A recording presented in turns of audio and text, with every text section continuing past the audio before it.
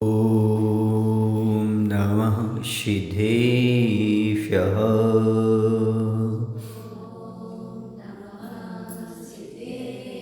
ॐ नमः सिद्धेभ्यः।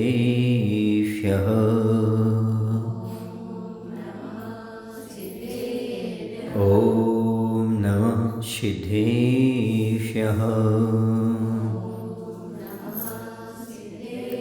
काननमुक्कारम् अर्हन्ताणं तहेव सिद्धाणम् आर्यवच्छायाणं लोयं येषो साहुणं लोयं येषो साहुणं।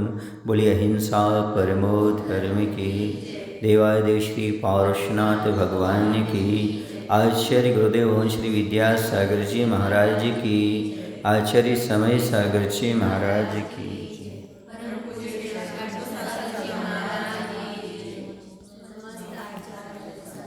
विषय चल रहा था अवधि ज्ञान का। अब अवधि ज्ञान का अपन नरक गति, तिरंच गति, मनुष्य गति जीवों के विषय क्षेत्र का प्रमाण समझ चुके थे। अब आज देव गति में अवधि ज्ञान का विषय क्षेत्र का प्रमाण कितना होता है। देव लोगों के पास अवधि ज्ञान होता है, वो एक भव प्रत्यय होता है। भव प्रत्यय का अर्थ है जन्म से ही उस भव में प्राप्त होता है। जैसे आज के ज़माने में एंगेजमेंट होती है और मोबाइल दे दिया जाता है।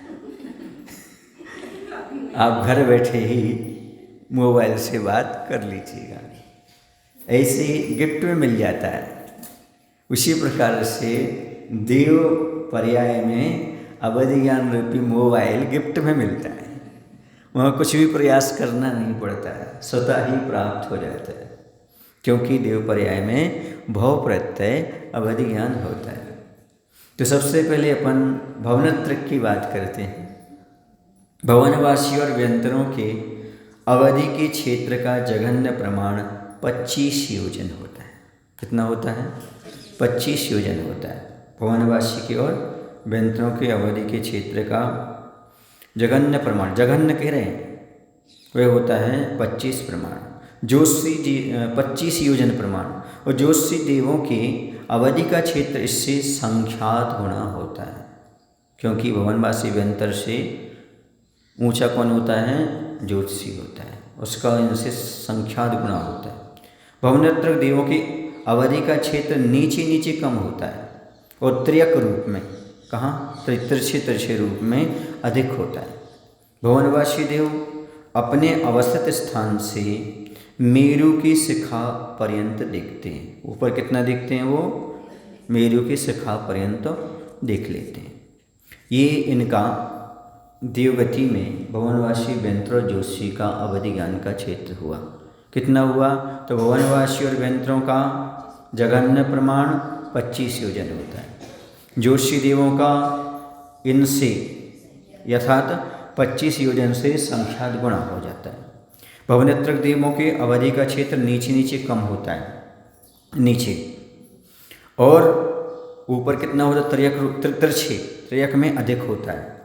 और ऊपर तो अब जहाँ वो जिस स्थान पर हैं, अवस्थित हैं, वहाँ से मेरु की शिखर पर्यंत रहता है। अब आता है सौधर्म और ईशान स्वर्ग के देवों का। तो सबसे पहले अपन ऊपर देख लें। जो ऊपर देवतागण रहते हैं तो नीचे कितना जानते हैं, तिरछा कितना जानते हैं? इससे पहले अपन ऊपर कितना जानते हैं।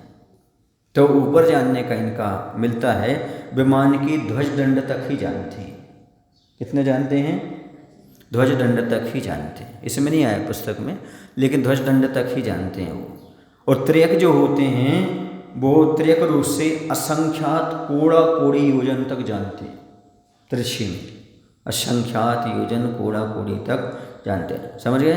असंख्यात कोड़ा कोड़ी, त्र्यक मैंने तिरछे में, और ऊपर अपने विमान की ध्वजदंड तक जानते हैं। अब नीचे कितना जानते हैं? तो नीचे का यहाँ पर वर्णन है। सौधर्म ईशान स्वर्ग के देवों का नीचे की ओर अवधि ज्ञान का क्षेत्र प्रथम भूमि पर्यंत है। त्रियक लोक तो आ गया पूरा, ऊपर है ना तो मध्यलोक तो पूरा आ ही जाएगा। तो वहाँ से लेकर के कौन स्वधर्म ईशान कहाँ तक, प्रथम पृथ्वी तक का जानता है। यहाँ का तो जानेगा ही, लेकिन कहाँ तक का पहुँच जाएगा वो, प्रथम पृथ्वी तक का जानेगा। सानत कुमार और महेंद्र वाला एक पृथ्वी और बढ़ जाता है, द्वितीय पृथ्वी तक जानता है। द्वितीय पृथ्वी कहाँ की, नरक की। समझ आ रहा है। फिर ब्रह्म, ब्रह्मोत्तर, लांता और कापिष्ट, ये चारों जो हैं तृतीय तक, तृतीय पृथ्वी तक। शुक्र, महाशुक्र, शतार, सहस्रार, ये चतुर्थ पृथ्वी तक जानते हैं। आनत, प्राणत, आरण, अच्युत, ये पंचम पृथ्वी तक।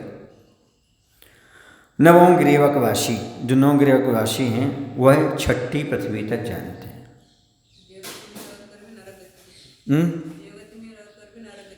जान सकते हैं वहाँ से, अवधि ज्ञान से जान रहे हैं वो, वहाँ से जान सकते हैं। वहाँ जाएंगे नहीं, क्योंकि कहीं कहीं तो ऐसा लिखा है कि देव नरक नहीं जाते, मतलब मरण करके नहीं, वैसे भी। और कहीं कहीं प्रमाण मिलता है कि वो तीसरे स्वर्ग तक, तीसरे नरक तक संबोधन करने की अपेक्षा जाते हैं। समझ गए। मिला है कि नीचे सीता जी का जीव संबोधन करने के लिए गया था, ऐसा प्रमाण मिलता है। फिर 9 अनुदिश और 5 अनुत्तरवासी, ठीक है ना। 9वें ग्रीवक के बाद कौन बचे, 9 अनुदिश और 5 अनुत्तरवासी, ये संपूर्ण लोक नाड़ी को अवधि के द्वारा देख लेते हैं, पूरा नीचे तक देख लेते हैं, लोक नाड़ी तक। समझ गए ना।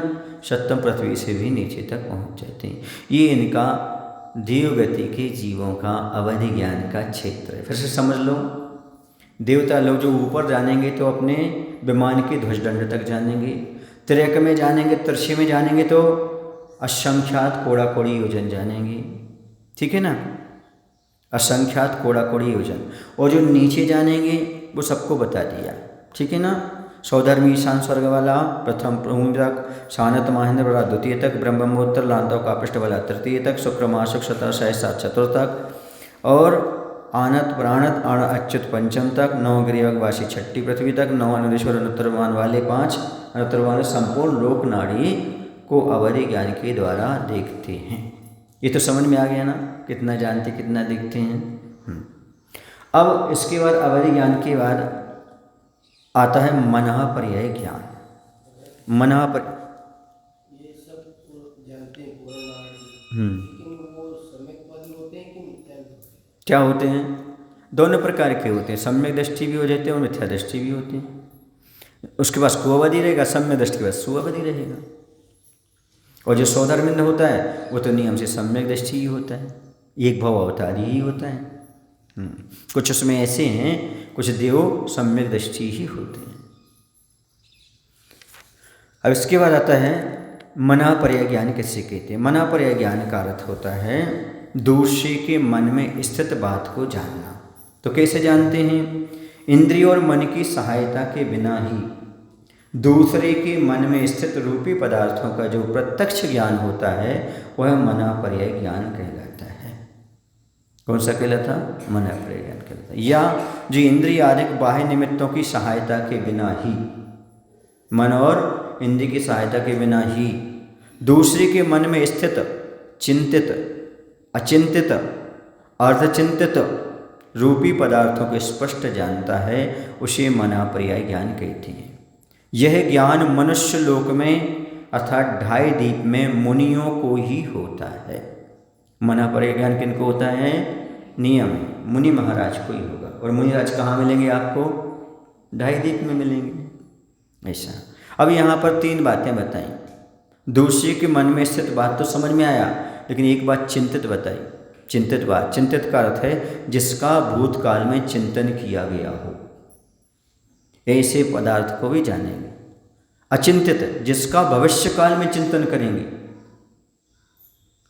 भविष्य काल में करेंगे, मन में है लेकिन करेंगे आगे, लेकिन वह भी विषय बना लेते हैं। अर्धचिंतित, वर्तमान में जिसका चिंतन किया जा रहा है, अभी पूरा चिंतन नहीं हो पाया, तो इसको भी मना पर्याय ज्ञानी जान लेंगे। समझ आ रहा है आपको। आपके जेब में रुपये हैं, कोई चीज़ है, उसी अवधि ज्ञान जानेगा, मना पर्याय ज्ञान नहीं जानेगा। लेकिन जो आपके मन में कोई चीज़ है, वह मना परे ज्ञानी जाएगा, अवधि ज्ञानी नहीं जानेगा। क्या कह रहे हैं? नहीं समझ में? बाहर की चीज़ को नहीं जान रहा, अंदर की चीज़ को जान रहा है मना परे ज्ञान। और अवधि ज्ञान बाहर की चीज़ को जान रहा है, अंदर की चीज़ को नहीं जान पाएगा। लेकिन मना परे ज्ञान बाहर की चीज़ को भी जान लेगा। कैसे जान लेगा? जैसे कोई मन में चिंतन कर रहा है, मेरे जेब में ये वस्तु रखी है तो जान लेगा वो। समझ आया ना? क्योंकि मन में जो भी चिंतन आएगा वो तो मना परे ज्ञान का विषय बनेगा। इसलिए विशद हो जाता है, मना परे ज्ञान का विषय सूक्ष्म हो जाता है। क्यों? क्योंकि वह अवधि ज्ञान से जाने गए पदार्थ को भी जानने की क्षमता रखता है। यदि सामने वाला मन में चिंतन कर रहा है तो जानेगा रूपी पदार्थ को ही। मना परे ज्ञान भी रूपी पदार्थ को जानेगा, अवधि ज्ञान भी रूपी पदार्थ को ही जानेगा। इसलिए अवधि ज्ञान को, मना परे ज्ञान को ही प्रत्यक्ष ज्ञान कहा है। ये बात अलग है, इन दोनों के लिए देश प्रत्यक्ष कहा है। ये सर्व नहीं जानते, पूर्ण नहीं जानते, जैसे केवल ज्ञान जानता है ना, ऐसा नहीं जानते। लेकिन मन और इंद्रिय की सहायता के बिना जानते, इसलिए प्रत्यक्ष ज्ञान है। परोक्ष ज्ञान मन और इंद्रिय की सहायता से होता है, जैसे मति ज्ञान और श्रुत ज्ञान है, ये परोक्ष ज्ञान है। क्यों? क्योंकि ये मन और इंद्रिय की सहायता से जानेंगे। अब प्रत्यक्ष ज्ञान के दो भेद किए आए, एक देश प्रत्यक्ष, सकल प्रत्यक्ष। देश प्रत्यक्ष में अवधि ज्ञान और मना पर ज्ञान आते हो, सकल प्रत्यक्ष में केवल ज्ञान आता है। तो वह सब कुछ साक्षात देखता जानता है। तो जो मना पर ज्ञान होता है वह मुनि महाराज को ही होता है, ये नियम है। और सब मुनि राज को ही नियम नहीं है, लेकिन होगा तो किनको होगा? मुनि महाराज। छठे गुण स्थान से लेकर के 12वें गुण स्थान पर्यंत होता है, मुनियों को ही ये हुआ करता है। मना परे ज्ञान के कितने भेद हैं? तो मना परे ज्ञान के दो भेद हैं, ऋजुमति विपुलमति। ऋजु विपुल मनः पर्यय। ऋजु माने होता सीधा, विपुल माने होता टेढ़ा। समझ आ रहा? या विपुल माने बहुत भी होता है, सामान्य समझे तो ऋजुमति माने सीधा, मना परे ज्ञान। इसका अर्थ क्या हुआ? जो सरल मन वचन काय के द्वारा किए हुए दूसरे के मन में स्थित रूपी पदार्थों को जानता है। सरल मन वचन, ऋजु माने मन बोला सरल, तो जो सरल मन वचन काय के द्वारा किए हुए दूसरे के मन में स्थित रूपी पदार्थों को जानता है, उसे ऋजुमति मना पर ज्ञान कहते हैं। जो सरल तथा कुटिल रूप से, दोनों रूप से किए हुए दूसरे के मन में स्थित रूपी पदार्थ को जानता है, वह विपुल मति मना पर ज्ञान कहलाता है। समझ गए? जो सरल मन वचन काय में स्थित है, चिंतन हो रहा है, उसको जाने वो कहलाएगा ऋजुमति। और जो सरल कुटिल दोनों को जाने वो विपुल मति। दूसरे के पूछने पर और नहीं पूछने पर भी उसके मना स्थित विषय को जानता है। उससे पूछा जाए ऐसा कोई नियम नहीं है, बिना पूछे भी उसका ज्ञान हो जाता है। समझ गए ना? तो मना परे ज्ञान कहाँ से उत्पन्न होता है और उसका स्वामी कौन होता है? तो जहाँ पर द्रव्य मन होता है उस स्थान पर आत्मा के जो प्रदेश हैं वहाँ से मना पर्यय ज्ञान उत्पन्न होता है। जैन दर्शन में भाव मन और द्रव्य मन कहा गया है। द्रव्य मन रचना वाला होता है, क्योंकि द्रव्य है, रूपी है, तो अष्ट पंखुड़ी वाले कमल के आकार का होता है। जो ऐसा बनाते ना दिल, हृदय, वो नहीं है। जैन दर्शन के अनुसार ऐसा नहीं होता। जैन दर्शन के अनुसार द्रव्य मन, द्रव्य दिल बोलते हैं आप लोग, द्रव्य मन बोलते, हृदय बोलते हैं, वह अष्ट पंखुड़ी के कमल के आकार का होता है। लेकिन आज तक शरीर में कहीं दिखाई नहीं दिया। खूब लोगों ने खोजा, सर्च किया, लेकिन वो दिखाई नहीं दिया। कितना छोटा होता है, कैसा होता है, किस रूप में होता है, अभी तक कोई सर्च नहीं कर पाया। लेकिन ऐसा नहीं होता। कैसा नहीं होता? वो तो हार्ट है। क्या है उसकी संरचना? हार्ट की संरचना लगे। हृदय अलग चीज़ है। तो अष्टपंखुड़ी का जो होता है वह कमल के आकार का होता है। वहीं से जहाँ पर द्रव्य मन होता है ना, उस स्थान पर आत्मा के जो प्रदेश हैं वहाँ से मना पर ज्ञान उत्पन्न होता है। आत्म प्रदेश से होता है, मन से नहीं, वो तो स्थान मात्र, क्योंकि मन और इंद्रिय की सहायता नहीं होती। किसमें? मना पर और अवधि ज्ञान में। तो प्रमत्त आदि क्षीण कषाय पर्यंत 7 गुण स्थानों में से किसी एक गुण स्थानवर्ती की 7 रिद्धियों में से कम किसी भी एक रिद्धि धारक धारण करने वाले के और रिद्धि प्राप्त में भी वर्तमान तथा विशिष्ट चारित्रधारी मुनियों के ही मनःपय ज्ञान पाया जाता है। जो विशिष्ट चारित्रधारी मुनिराज हैं या रिद्धि प्राप्त मुनिराज हैं, उनके मनःपय ज्ञान पाया जाता है। लोग कहते हैं ना, क्या दूसरे के मन में स्थित बात को जान सकते हैं? जान सकते हैं। किसके माध्यम से? मनःपय ज्ञान। लेकिन संयम चाहिए। बिना सकल संयम के मनःपय ज्ञान उत्पन्न नहीं हो सकता। पहले मुनिराजों के पास इस प्रकार से सकल संयम के द्वारा ऐसी रिद्धि प्राप्त हो जाती थी, ऐसी विशुद्धि प्राप्त हो जाती थी। आज वर्तमान में किसी को भी मनःपय ज्ञान नहीं हो सकता, अर्थात दूसरे के मन में स्थित बात को नहीं जान सकते। ये बात अलग है, संप्रेषण आदि के माध्यम से कुछ बातों को जाना जा सकता है, अनुमान आदि से जाना जा सकता है, निमित्त आदि से जाना जा सकता है, लेकिन मनःपय ज्ञान आज किसी भी को नहीं होता। किसी को क्या? मुनिराज को ही होता है, लेकिन आज पंचम काल में मुनि को भी मनःपय ज्ञान नहीं है। आपके मन की पूरी बात को मुनि महाराज भी नहीं जान सकते।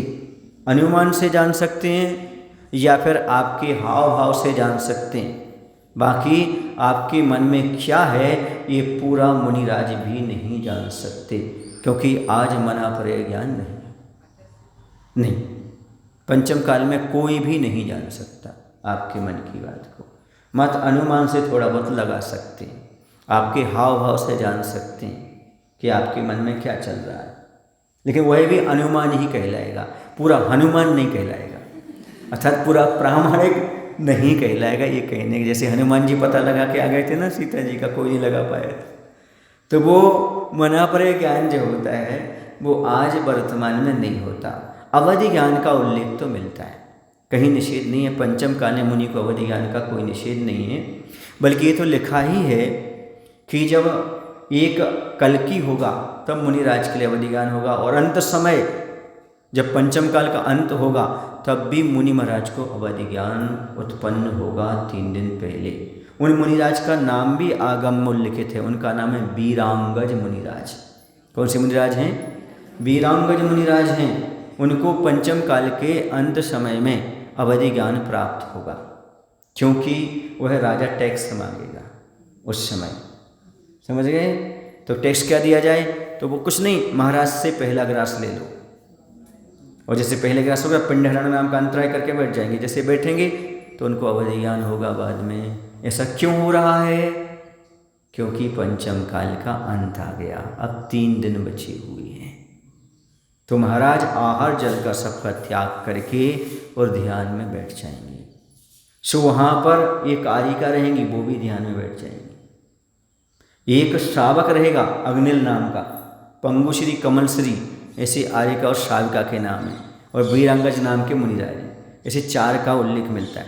ये चारों जैसे ध्यान में, चारों श्राविका भी रहेगी, ये चारों जैसे ध्यान में बैठेंगे वैसे ही इनका समाधि हो जाएगी, और समाधि हो जाएगी तो ध्यान रखो दोपहर में अग्नि समाप्त हो जाएगी, फिर अग्नि का अस्तित्व समाप्त, फिर यक्ष आएगा उस राजा को मार डालेगा। किसको? जिसने महाराज के लिए टैक्स की बात कही थी। समझ रहे ना? ये मत समझना, अभी भी देवी देवता मुनिराज की सेवा में अंत समय तक रहेंगे। कब तक रहेंगे? पंचम काल के अंत समय तक रहेंगे। 3 दिन में हो जाएगा समाधि हुई, और शाम को दोपहर में क्या हो जाएगा? अग्नि समाप्त हो जाएगी। फिर उसका बेटा जो रहेगा राजा का, वो क्षमा मांगने लगेगा, तो उसको छोड़ दिया जाएगा। फिर आगे की और प्रक्रिया है, अभी अपन विषय पढ़ रहे हैं, इतना समझ लो। ऐसा है कुछ नहीं, उस अंत आ रहा ना पंचम काल का, फिर आग नहीं रहेगी। छठे काल में आग कुछ भी नहीं रहेगा, कोई खाएंगे पिएंगे नहीं, एक दूसरे को खाएंगे पिएंगे।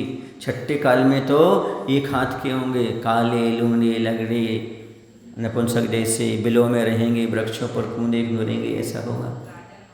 समझ गए ना? ऐसा आएगा, आगे समय आने वाला है, आप घबराइए मत। वो कल्कि राजा कहलाते हैं, वो कल्कि और कल्पी राजा कहलाते हैं। समझ गए ना? वो किस रूप में आते हैं अपन को क्या मालूम पड़ता है, वो आएंगे बस। जो धर्म का विध्वंस करें समझ लेना वो कल्कि और कल्कि राजा है। अब उनका आगे हो जाएगा जैसा होगा, जितनी आयु होगी आयु निकाल करके चले जाएंगे। समझ आ रहा है ना? सब आप चिंता मत करो, वो व्यवस्थित व्यवस्था है, जैसा होना होगा उस प्रकार की प्रगति अपने आप होती जाएगी, वो तो है ना। हाँ, क्योंकि छठे काल का उदय हो जाएगा ना उस समय, इसलिए इसी परिणति हो जाएगी। तो सम्यक रखो और समझो इस बात के लिए कि जो आगम में लिखा है वो सच है। इस प्रकार की स्थिति होगी। तो दोषी के मन में स्थित बात को जानने वाले मुनि राज ही होते हैं, विशेष चारित्रधारी होते हैं। हर किसी को क्या नहीं होता, मन पर ज्ञान नहीं होता। जो लोग कहते हैं ना वो उसके मन की बात जान लेता है, ऐसा जान लेता है, वैसा जान लेता है, ऐसा कुछ नहीं है। क्या होता है, कुछ जीवों के पास देवी देवताओं का बड़ा उपकार रहता है ना, क्योंकि देवी देवताओं में उपकार करने का और अपकार करने का भी भाव रहता है। आगम में लिखा है देवताओं के पास सापानुग्रह शक्ति होती है। प्रभाव शब्द आता ना, स्थिति प्रभाव, द्वितीय लेशा ऐसा था ना, तो प्रभाव का अर्थ होता है सापानुग्रह शक्ति। राजवात्य ग्रंथ में खोला है देवताओं के पास सापानुग्रह शक्ति होती है। साप माने बुरा करने की और अनुग्रह माने उपकार करने की शक्ति होती है। तिलोपनिषद ग्रंथ में लिखा है निकृष्ट से निकृष्ट देव के पास कम से कम 100 लोगों को मारने की और 100 लोगों को बसाने की, उनका अच्छा करने की क्षमता होती है। लेकिन ये कब होती है, जब आपका पुण्य पाप का उदय हो, वरना कोई आपका कुछ बिगाड़ कर ही नहीं सकता। मन का भूत मत रख लेना कि देवता मेरा बिगाड़ कर सकता है, मेरा अच्छा कर सकता नहीं। आपका पुण्य का उदय है तो कोई भी अच्छा कर सकता है, और पाप का उदय तो कोई बुरा कर सकता है। आपका पड़ोसी भी अच्छा कर सकता है, बुरा कर सकता है, आपका बेटा भी अच्छा बुरा कर सकता है, संबंधी। इसलिए ये तो समझने के लिए है कि उनमें कितनी क्षमता होती है। तो देवी देवता भी अच्छा बुरा कर सकते हैं, लेकिन कब, जब पाप पुण्य का उदय होगा। उनकी पूजा करने से नहीं, उनका कुछ करने से नहीं, भगवान देवादिदेव की अर्चना करने से पुण्य बढ़ेगा। पुण्य बढ़ने से देवी देवता आपका सहयोग कर सकते हैं। इसे उनकी पूजा नहीं करना, उनकी अर्चना नहीं करना कि वो हमारा उपकार कर सकते तो हम उनकी पूजा करने जाएं। यदि सम्यक दृष्टि हो तो बिल्कुल सहायता करेगा ही नहीं आपकी। क्यों नहीं करेगा? वो तो ये तो मिथ्या दृष्टि की क्या सेवा करूँ मैं, ये तो मुझे पूज रहा है। इसे तो सच्चे देवशास्त्र गुरु को पूजना चाहिए ना, वो देवता कहेगा। इसलिए मैं इसका सहयोग नहीं कर पाऊंगा। जो सच्चे देवशास्त्र के भक्त होते हैं, देवता उनका सहयोग करने के लिए अवश्य आ जाते हैं। समझ आ रहा? इसे देवताओं को नहीं पूजना, और ये डरना भी नहीं देवताओं से, और कुछ मांगना भी नहीं देवताओं से, क्योंकि मिलेगा तो पुण्य के उदय में, और कुछ अहित होगा तो पाप के उदय में। बाकी कोई कुछ भी करने वाला नहीं है। समझ आ रहा ना? हाँ, देवी देवता अच्छा बुरा कर सकते हैं।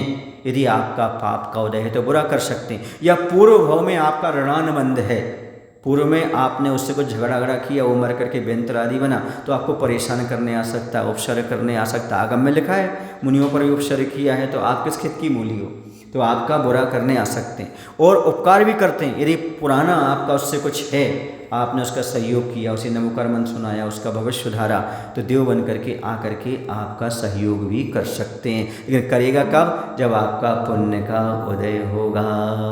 समझ आ रहा ना? ये सारी चीज़ें पाप पुण्य पर डिपेंड हैं, किसी पर और डिपेंड नहीं है। ना देवी देवता पर डिपेंड है, ना किसी पर डिपेंड है, आपके पाप पुण्य पर डिपेंड है। इसलिए किसकी सोचो? पाप को कम करने की और पुण्य की बढ़ाने की सोचो। सब चीज़ें अपने आप प्राप्त होगी, किसी से कुछ मांगने की आवश्यकता नहीं। और किसी देवी देवता से मांगने से यदि सब कुछ होता तो अपना पुरुषार्थ कहाँ जाएगा, अपना पुण्य कहाँ पर जाएगा? बोलो ना भाई। और दूसरी चीज़ ये है, अपन मोक्ष मार्ग पर बढ़ने वाली बात कर रहे हैं, धर्म ध्यान की बात कर रहे हैं। और धर्म ध्यान से आप संसार की वस्तुएं मांगोगे, मोक्ष सुख मांगोगे, तो क्या देवता मोक्ष दे देंगे? खुद को मोक्ष नहीं मिला। क्या देवता आपकी कर्म की निजरा करा देंगे? हाँ, करा सकते हैं, यदि उपसर्ग करेंगे तो और आप सहन करोगे तो। पर सहन आप करोगे तो निजरा आप ही कर रहे हो, वो तो निमित्त मात्र। समझ आ रहा है आपके लिए ना? तो उपसर्ग सहन करके क्यों आप निजरा कर रहे? भगवान की भक्ति करके निजरा करो, ध्यान करके निजरा करो, अपना आत्मकल्याण करो। समझ आ गया ना आप? जो सापानुग्रह सक्रिय होती है वो होती है, इसे नकारा नहीं जा सकता। और वो आपका गलत कर नहीं बैठे हैं या अच्छा कर नहीं बैठे, ऐसा भी एकांत नहीं है। सब अपने पाप पुण्य पर डिपेंड करता है। समझ आ रहा ना? अब देखिएगा, अब विषय आ गया तो थोड़ा सा बता देता हूँ आपको। जैसे आदिनाथ भगवान का समय हो गया था दीक्षा लेने का, तो उसने एक और नीलांजना को प्रस्तुत किया कि नहीं किया? बैराग दिलाने आ गया, ठीक है ना। और महाराज को बैराग हो गया, मुनि बन गए। मुनि बनने के बाद अब आहार की विधि नहीं बता पाए किसी को। महाराज आहार को निकले, कोई विधि नहीं जानता था उस समय महाराज क्यों निकले, तो किसी को स्वप्न दे देता। अब अधिकांश नहीं जान पाया क्या? बोलो ना। चलो देवता ठीक नहीं जान पाए, तो आदिनाथ के पिताजी क्या नाविराय नहीं जान पाए क्या? भरत चक्रवर्ती का अधिकांश कहाँ गया था उस समय? किसी का कुछ भी दिमाग नहीं चलता जब सामने वाले का कर्म का उदय हो। तो समझ आ रहा आपको? इसलिए मुख्य क्या है? कर्म सिद्धांत। इस चीज को समझना चाहिए। कर्म के अलावा कुछ भी नहीं है। और जब कर्म का क्षय समाया तो राजा श्रेयांश सोमादि को स्वप्न आ गया तो फिर आश्चर्य हो गया। कर्म छटा तो उसके पहले नहीं आया। समझ आ रहा है आपको? पार्श्वनाथ भवन पर उपसर्ग हुआ, लगातार 7 दिन तक होता रहा। तब कहाँ गए थे धर्मेंद्र पद्मावती, जिनका आप नाम लेते हो बार बार? 7 दिन तक कहाँ थे? जब उनका कर्म छटा है ना मुनि पार्श्वनाथ का, तब उनका आसन कंपायमान हुआ। धर्मेंद्र का जब आसन कंपायमान हुआ तब वो आए। समझ आ रहा है आपको? इतने दिन कहाँ थे? इसलिए मुख्य रूप से देवी देवता नहीं, मुख्य रूप से अपना कर्म है। कर्म सिद्धांत को समझो, सारी विडंबनाएं समाप्त हो जाएंगी। न देवताओं से मांगने की जरूरत है, न डरने की जरूरत है। आप अपनी ऐसी व्यवस्था रखो कि सारे लोग आपका सहयोग कर सकें, कोई आपका क्या करे? विरोध ना कर सके। ऐसी पुण्य बनाओ। समझ आ रहा है ना? तो यहाँ मना पर ज्ञान की बात चल रही थी, कहाँ से उत्पन्न होता है, किन को उत्पन्न होता है। अब थोड़ा सा ये समझ लें, ऋजुमति और विपुलमति के बारे में समझ लें, फिर आगे बाद में समझेंगे। तो ऋजुमति और विपुलमति मना पर ज्ञान में क्या विशेषता होती है? विशुद्धता और प्रतिपात अप्रतिपात की अपेक्षा दोनों में विशेषता होती है। विशुद्धि प्रतिपाताभ्याम तद विशेषा, पढ़ के नहीं आए ना आप तत्व सूत्र में? तो प्रतिपात माने होता है, प्रतिपात अप्रतिपात। प्रतिपात माने गिरना, अप्रतिपात माने नहीं गिरना, छूटना मतलब। और विशुद्धि यानी उनमें विशुद्धता कैसी होती है?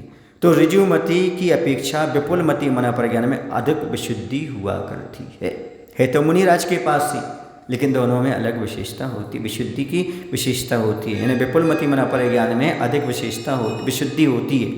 तथा ऋजुमति प्रतिपाती है। प्रतिपाती माने गिरना छूटना उसका होता है, छूट जाता है वो। और विपुलमति मना पर ज्ञान अप्रतिपाती है, अर्थात जिसको ये हो जाएगा। कौन सा विपुलमति? नियम से उसे केवल ज्ञान होकर के ही रहेगा, अर्थात उसे मुक्ति होगी।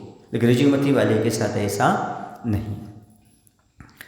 ऋजुमति मना पर ज्ञान दूसरे के मन में सरलता के साथ स्थित पदार्थ को पहले ईहामति ज्ञान के द्वारा जानता है, पश्चात प्रत्यक्ष रूप से नियम से ऋजुमति मना पर ज्ञान के द्वारा जानता है। और विपुलमति मना पर ज्ञानी चिंतित अचिंतित अर्धचिंतित इस तरह अनेक भेदों को प्राप्त दूसरे के मनोगत पदार्थ को प्रत्यक्ष रूप से जानता है। बोलो महावीर भगवान की जय। आचार्य गुरुदेव श्री विद्यासागर जी महाराज की जय।